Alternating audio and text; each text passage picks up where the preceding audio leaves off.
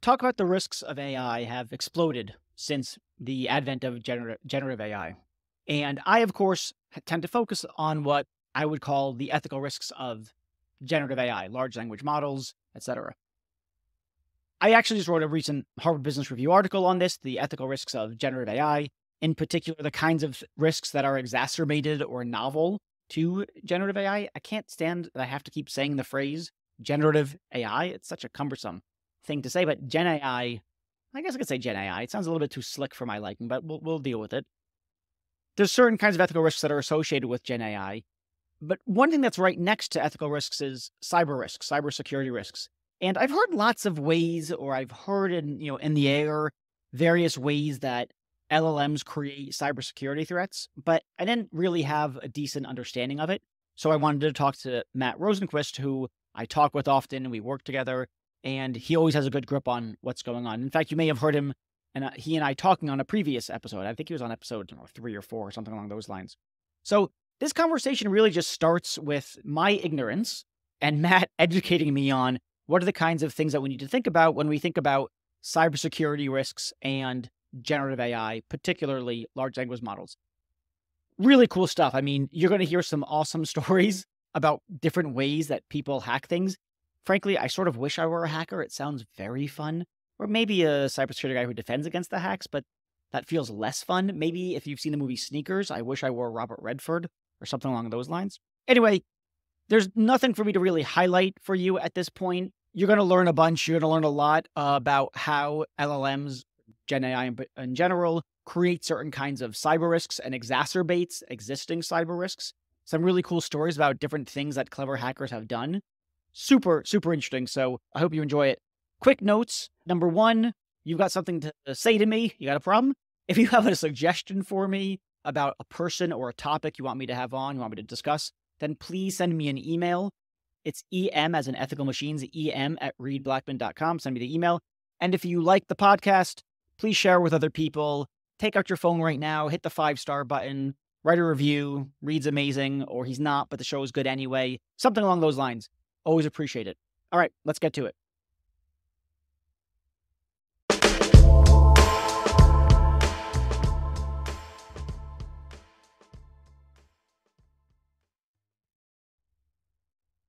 All right, Matt. So I'm starting from a place of ignorance, as I told you. When I think about generative AI and the work that I do, particularly around ethical risks, I think in terms of 2 categories. Roughly speaking, I think about number 1, what are the kinds of ethical risks that already existed pre-Gen AI that are now exacerbated, they're worse now with Gen AI?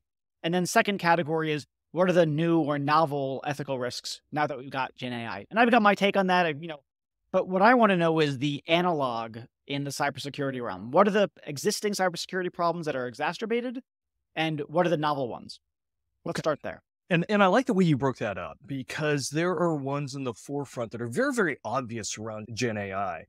But there's also ones that are a little hidden and in the background. And we're not too worried about it now because we're, dealing with the squeaky wheel that we know is the problem. And especially with Gen AI gives an attacker, somebody with malicious intent, a whole new suite of tools, right? They can generate images, they can generate text, they can generate video, sounds, they can mimic voices. And walk me through an example. Well, yeah, walk me through an example where they're okay. Using, so if you look at a new deep tool for an attack, if you look at deep fakes, and there's all sorts of them out there, you can take a president or former president or Einstein and basically create a video of that person saying anything you want them to say. Their lips move in sync with what you want. And there's different ways of doing that. You can have a live person, right, as your input feed. And the computer is overlaying Einstein's image and actually manipulating the image to follow the patterns of your actor, your impersonator.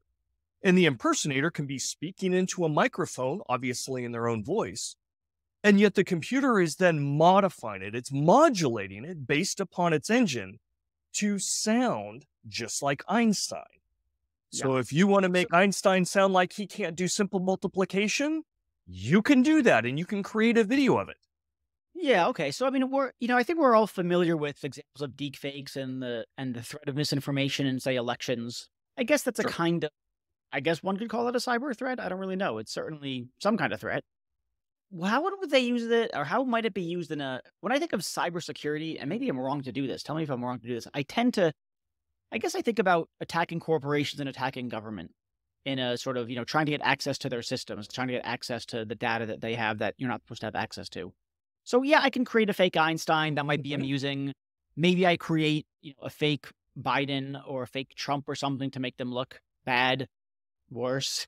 The question then is that's not an attack on the systems, the cybersecurity systems, or the systems that are holding data of a corporation or government. So how am I going to use generative AI to hack into those systems? We've If that's already even the right seen this word. happen, right? They're not impersonating the president or a personality. They're impersonating your CEO or CFO. Right. We've had, an advanced level business compromise where somebody calls, accounts payable and they sound like this person's boss or the CFO or the CEO on the phone saying, "Hey, I need you to cut a PO to Right. this right now. We're late. Send $500,000 right now." Well, Right. And it okay. used to be emails that were Yes. impersonating the CEO, but Business email a voice is so compromise. much more Yes. but this is so much more So convincing, much right? more. And that's just on the Yeah. phone, And right? we've been trained to question That's the right. legitimacy of an email, Question your email, question your not so with text. voices. Why would you question the phone, right? Yeah, Somebody on the right, phone, right. He just especially told me. Yeah. if they're answering questions. Now, the first generation is basically having the computer create a script and, play that script to somebody and hope they don't get asked any questions. But as you get more evolved, again, if you have a live actor that can have their voice synthesized to mimic that CEO or CFO or boss, superior, person of authority, then yeah, you can actually have a conversation with your so-called boss, and it becomes even more convincing. And that's just Yeah, I mean, voice. and We've it sounds like also you seen people impersonate on like Zoom calls, video calls, where you're impersonating. People, change their backgrounds all the time. People put funny right. little face masks and noses and horns, in real time. You can now put somebody else's face over yours. Well, and I imagine I see the face point. With the voices, I imagine that, I've seen examples like I saw a demonstration for Khan Academy at a Mhm. conference I was at recently where you can start interacting, having a conversation with characters in the book, for instance. So you could have a conversation with Eeyore the donkey. This is for educational purposes, right? But you might imagine, let's say English isn't your first language, you're not that quick on your feet, but an LLM that's been trained to have a certain kind of personality might, can, as it were, think on its feet. And Mhm. so you can, instead of having an actor do the interacting, I imagine if it's not doesn't exist now, it'll exist soon. You have an LLM assume a certain kind of personality, you instruct it to have a certain kind of personality, and then it does the interaction on the fly. And not even just the personality. You can, because of an LLM, right, you can draw upon a tremendous amount of information. How about having a synthetic personality take the LSAT for you, Sure. right? Your face online, maybe it's not even your voice, right? But yeah, they could take that test. They'd probably pass it, in fact, right? If you look at the latest Mm. numbers. What about applying for a job? Video So interview. that's interesting. So Yes, that's interesting. So we've seen that. We've that's not seen that. The image have is we? the What's same, but the voice is different. I actually worked a case where that was exactly the point. The face was of the employee that or the prospective employee, but the voice was right? different. And that person got hired with this company, and a Right. very smart supervisor in one of their first group meetings, they heard this person talk and they had a completely different accent. Oh, interesting. And they're like, wait a second, wait a second. Voice. It was This voice isn't the training person I classes. Voice interviewed. The training. face is They the same, but the voice, I'm sorry, that's the interesting. wrong Right. part of the world. And that's sort of fortuitous, but it might be the case that, one, there might just not be an accent issue. Right. And also some people just aren't going to catch it. Maybe the voice is a little bit lower, a little bit deeper, but it's in the vicinity.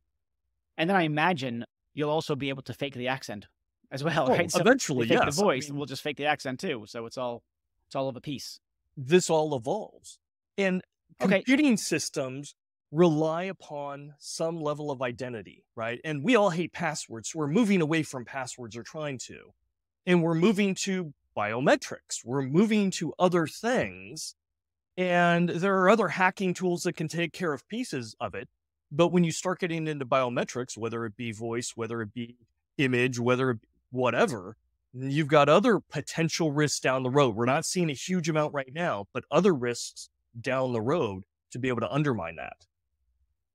Yeah, I could see this. I mean, I could see, why being able to verify someone's identity remotely is so important. And you can't just do it with face and voice, at least either you can't do it now or you can't do it in the relatively near future. And then the blockchain people are going to start screaming, and that's always annoying about identity. And I don't know, I always find that they always just say blockchain and sovereign identity or something, and then that's supposed to solve the problem. I never know how. I'm a blockchain fan, so yes, I love blockchain. Immutable really? records, but that doesn't undermine what we're talking about here. Right, Attackers are laughing and going, sure, that's fine. Okay, there's a couple of threads going on right now in the conversation. One of them is using generative AI to impersonate someone of authority within an organization, thereby gaining access to money, data, etc. Okay, I get that's one thread that's going on. And so I suppose there's going to be something like, and then the analogous one is also verifying the identity of an employee or a test taker or whatever it is. In both kinds of cases, you need some kind of verification of identity. Yes. Right? And so maybe you could say something about blockchain, maybe not, but is there a default way or a growing consensus about how we're supposed to deal with the fact that the digital is becoming so fakeable? We're still working on that, right? We hadn't even solved identity problems before this, and this is just compounding those. Yeah. So, and even if you have a super strong, let's say a 2-factor over the phone and everything else, that's great, but there always tends to be a failover system. Because if your executive loses their phone and they're traveling and they really need access, they're going to call somebody, right? Or somebody is going to call, and having that interaction trumps what is on your phone, or not having a phone or something like that. So even though in many cases this type of impersonation won't defeat the current tools, the attackers are very creative. They're going to be searching for that password reset, right? Those kinds of things that will eventually fall into an area that people have a high degree of trust. I get you on the phone. Yeah. I get you on a video call. Yeah. I know. I just verified you. Right. And so, sure, I'll reset your password. Oh, you want your email changed too? Yeah. Okay. Sure. I verified. So it is preying upon our inherent trust in what we see and what we hear. That is a fundamental issue.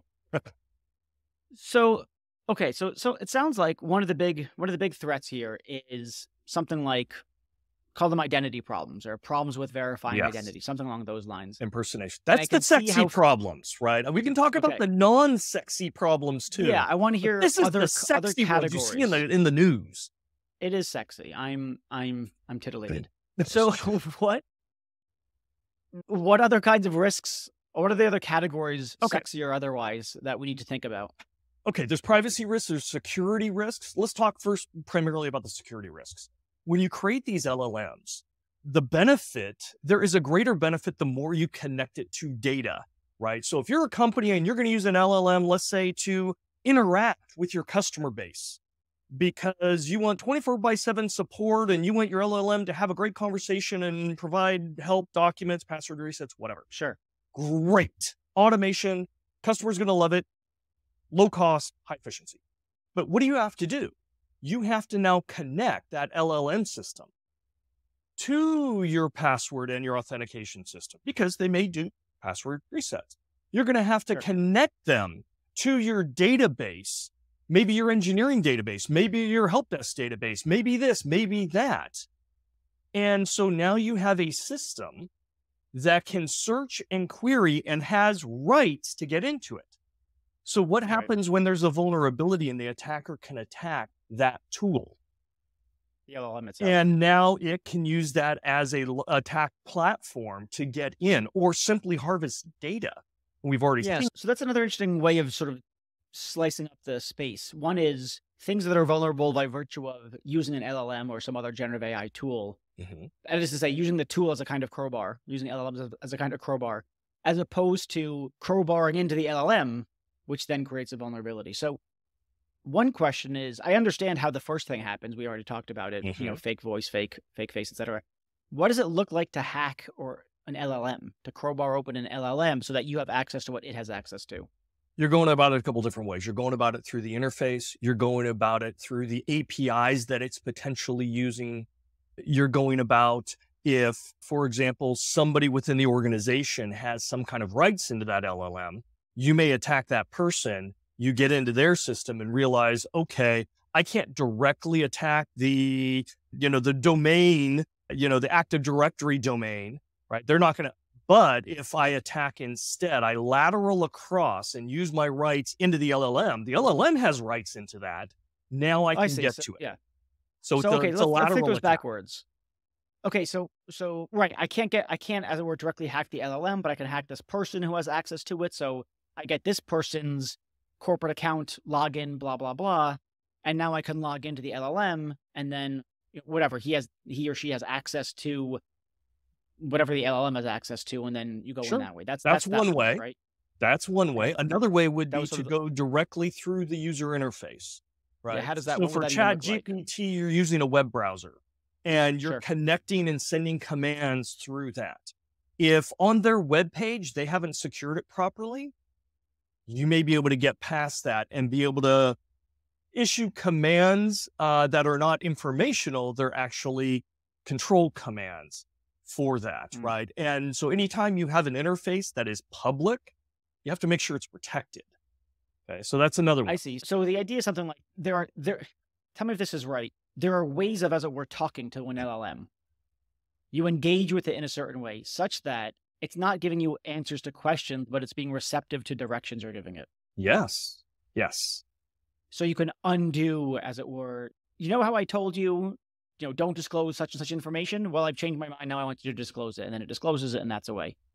But is that the idea? No, think of it this way. There was, and this was a great little hack, and this was many, many years ago. In London, they've got a huge number of cameras, and these cameras are designed to read license plate numbers. They take the image, they then do optical scan on that image, read the plate, and input it into a database. Okay? SQL database. Yeah, I'm getting tickets this way in New York City. Yeah, a very creative person decided to put a sign over his license plate, which was actually a SQL hack, right? So if you put this code inside a SQL database, it would hack and follow a certain instruction. That's insane. And so he put the hack on there, and then the instruction was delete all. Right? That's so incredible. when the camera scanned it, it imported in the code. theory, it would take it, optical scan those texts, put it in the field. Because of a vulnerability in the database, which they eventually closed, right? It would then execute arbitrary commands that would then delete the database. We saw another situation, and this was almost 20 years ago. It was at a conference, and I'm not sure how many security professionals remember this, but it was famous at the time. There was a vendor, and the vendor had worked on a tool that could basically automate functions just from what you say. So you want to open up a folder, you just tell it to open a folder or create this or whatever. And apparently they had worked on it all night, the previous night, to finish some tweaks on it. But the next morning, they went in and stood up on stage and ran this demo live with a microphone. And the CEO was up there and talking and saying, hey, I can do this, and was giving commands. Somebody out in the audience yelled out, format C, yes, yes, yes. Okay. And the system heard it, formatted the hard disk, and destroyed all the code. Oh my God, that's insane. So again, the attackers don't play by the rules. They see it as the tool. And the person did it as a joke, but the system heard it and just followed the instructions because that's what it was programmed to do. The system doesn't get jokes. That's How about you just destroyed my entire product? Thank you. But the tool did exactly what it was supposed to do, but it got hacked. Okay, So to put it sort of, as not, non-technically, obviously, Mhm. there are certain kinds of ways of getting some malicious code into a system. That's the short of it. You write some malicious code, and if it can get imported into the system, then it'll wreak whatever havoc it's meant to wreak. That's the idea. Yes. And so maybe that comes through something you put on a license plate and the camera scans it and imports into its system and deletes stuff. Maybe it's voice and you say certain things Mhm. like format C, yes, yes, yes, and then it imports that and it does the thing. Or maybe it's an LLM web interface and you pop some code in there and it ingests it. Right. And instead of treating it like a question, it just does whatever the program tells it to do. So it somehow Or your web subverts server its. has a vulnerability in the web server that you're hosting this from, and somebody can Hmm, hack that. Right. Because again, you have to now expose this LLM to your audience, which means you're going to put I it on see, a web right. server, or you're going to put it on an Right. So application server. the LLM is connected to other kinds of technology that are Yeah. not in the control of the builders, of the foundation Mhm. model builders. And so now they have a vulnerability because of their partnership with, Yes, whoever it is. potentially. Yeah. And there's other things, right? If you want your LLM to have access, you're probably writing APIs, right? Application protocols for information, pulling it back and forth. So you're creating Yeah. new APIs. That's awesome if they're written appropriately. Unfortunately, a lot of APIs have vulnerabilities in them. So you've now, in order to deploy your tool, you've created new APIs to connect to sensitive data stores, but you didn't write them correctly. Yeah. So But they're out there, which means the end user or the attacker may not even care about the interface. They're just connecting to that server and going, okay, what APIs do you have here? Which ones can I abuse?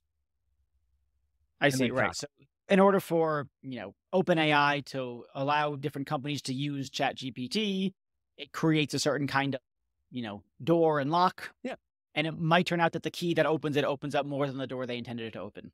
absolutely. And anytime we deploy new technology, this is a risk. There is a relationship, though. The more you rush, the less security you tend to have. So if we were all calm and Yeah. thinking, okay, let's take a year to create a AI system or an LLM or something to put out there, and let's do all the appropriate testing and let's validate all this and let's do pen tests, and then we're going to release it, your risk becomes very, very low because you're following a good methodical security architecture process. Is that really what we're seeing? Or are we seeing everybody rushing to the door to Yeah, get the sure. minimum viable product out? And you hear echoes of security in the background, and they're thinking, I'll do that later. I'll do that later. Let me get this out there. That poses an uncharacteristically high level of risk. And it Yeah. just propagates because everybody else wants to rush out. And the hackers are over there going, oh, this is going to be good. The vulnerabilities are going to be so vast. I'm going to have my choice. Right, right. So Okay. So that's now we've got so taking a step back, we've got two kinds of problems, the sexy and the non-sexy. The sexy one is the identity stuff, the faking Mhm. identity, where it seems like there's not only is there no silver bullet, but there doesn't even seem to be a suite of effective practices that will protect people. Something that's sort of seems like a game of whack-a-mole or very, very use case, or not use case, but very, I don't know, event specific issues that you have to do something about. I don't know. So, but anyway, there's that. And I guess maybe one reason it's sexy, well, one, it's sort of Mission Impossible, which is kind of yes. cool. And also it seems to be such a hard problem to solve. And then the other kinds that we articulated, interacting directly or indirectly with, say, an LLM, or what did you call it? A horizontal attack or a lateral It's attack? a lateral attack. Yes. When If you you're compromise the attacking, say, system, you can move around basically. right. And for that, it seems like more standard, if you like, pre-Gen AI cybersecurity strategies and tactics are appropriate. Yes. But those problems can be very pervasive. We saw this when cloud first came out and everybody rushed to it. And you even heard the Mm, cloud providers go, oh, we're secure. And people believed it. And the right, security people right. are raising the red flags going, no, it's just somebody else's computer, one that we can't see. It's not secure. Well, And it okay, took a so while. It took a couple of years and a lot of big hacks before, okay, well, we're developing security tools now, right? okay, And that's interesting. That was gonna be my question. My question was gonna be something like, I don't know, what if I said something like, and this is not my position, just, Mhm. sort of like devil's advocate. Suppose I say, listen, everyone went crazy over cloud, but it's worked out. I guess your response is already, well, in some sense, it's worked out. People have done it, and some people have not been hacked, but lots of people have been hacked and have lost data and have been compromised in various ways. And that is what caused it to be better today than it was yesterday. But it's still not great, I take it. And that's the same thing with generative AI. You, you, you might not get hacked, but lots of people are going to. And if it is all okay in the end, that's going to be after there's a bunch of pain felt. And I think we're more aware of the potential impacts. When people went to cloud back in 2015, in a single year, in California, 40% of all healthcare records were breached. 1 year. Holy shit. Wow. And Okay. well, back then we're like, who would care? I don't care if my healthcare records are breached. Now we're a little bit more savvy. And now When you say people 40% actually of have to healthcare report records, it. when you say 40% of healthcare records in California, does that mean 40% of the set of all records? Does it mean 40% of the organizations that hold records? Does it mean, what does that mean? 40% of Californian citizens had their healthcare records exposed. Okay. Yeah, that's a big number. It's an ugly number. It really Yeah. was. We were flabbergasted and we're thinking, the industry is going to go nuts over this, and nobody cared. The public at that point, back in 2015, didn't care, right? That's so interesting that they didn't So care. now there's more regulations and there's this and that, and there'd be massive lawsuits and people would leave their, healthcare and companies would abandon one for the situation's changed. So if we just go historically, cloud turned out okay, we're in a different world now, right? And the data that we're looking at, these AI systems are supremely good at aggregating data from different databases, right? Synthesizing it in to be able to come up with more and better accurate and realistic results, which means you're connecting them to more databases. So now you have a breach like that. It isn't just your healthcare. It's your healthcare, your finance, pictures of your children. I mean, all these other things are now available because we've created a system that connects to all of them. The greater the value, the more inherent risk that comes with it. So AI, especially generative AI, incredibly powerful, tremendous good and wonderful things. Yes, we want it, we embrace it, but we can't ignore that little voice in the back of our head. There is an equitable amount of risk, if we don't address it, that comes with all that goodness. Yeah. Other kinds of risks that we need to be aware of, or does that pretty much cover them? There are other kinds of risks. So with AI systems, it really depends on who you're talking to, right? If you are the product owner of this AI system, this generative AI system in your company, you want that IP, the engine, right? You want that protected. You don't want your competitors to go out and be able to copy your secret sauce and duplicate what you're doing. So, okay, we've got more IP to protect. You talk to the privacy people and they're like, oh, well, wait a second. Let's see what data is going out, right? And who can get access to that? Hey, security, make sure we don't have inappropriate data, right? Privacy, personal identifiable, healthcare, financial data, whatever, being exposed. And even if de-identified, the very tool we're using to access it may be able to re-identify it. Right. So the issue is, okay, listen, if you're going to use a third party like an OpenAI or a Microsoft or a Google or whatever, then what you'd better do is, I guess the thought is, use a filter, some kind of filter for PII, personally identifiable information, or other kinds of sensitive information or corporate information before it actually gets sent out, over the wire, as it were, to the foundation model company. Is that the idea? It is. But it might not be sufficient. It might not be sufficient because, again, AI is really good at inferring conclusions. So if I ask it a question, hey, out of my employees, how many are going to inappropriate websites? Now, you may have a filter out there that blocks the names. So it may come back and say 10 employees.